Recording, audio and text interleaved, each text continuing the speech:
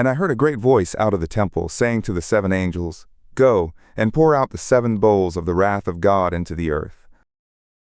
And the first went, and poured out his bowl into the earth, and it became a noisome and grievous sore on the men who had the mark of the beast, and who worshipped his image.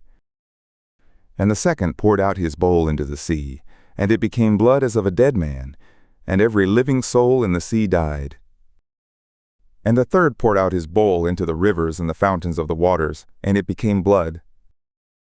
And I heard the angel of the waters saying, "Righteous are you, the one who is and the one who was, the Holy One, because you judged these things.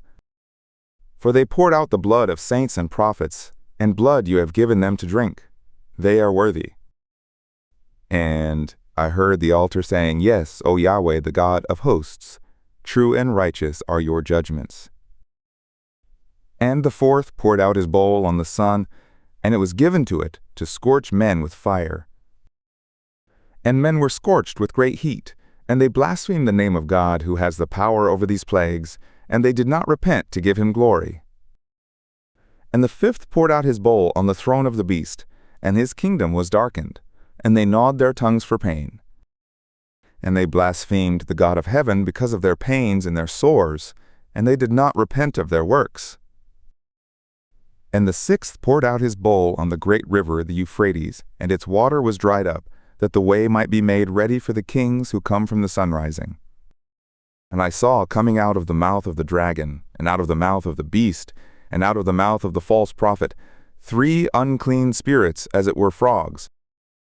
For they are spirits of demons, working signs, which go forth to the kings of the whole world, to gather them together to the war of the great day of the God of hosts. Look, I come as a thief.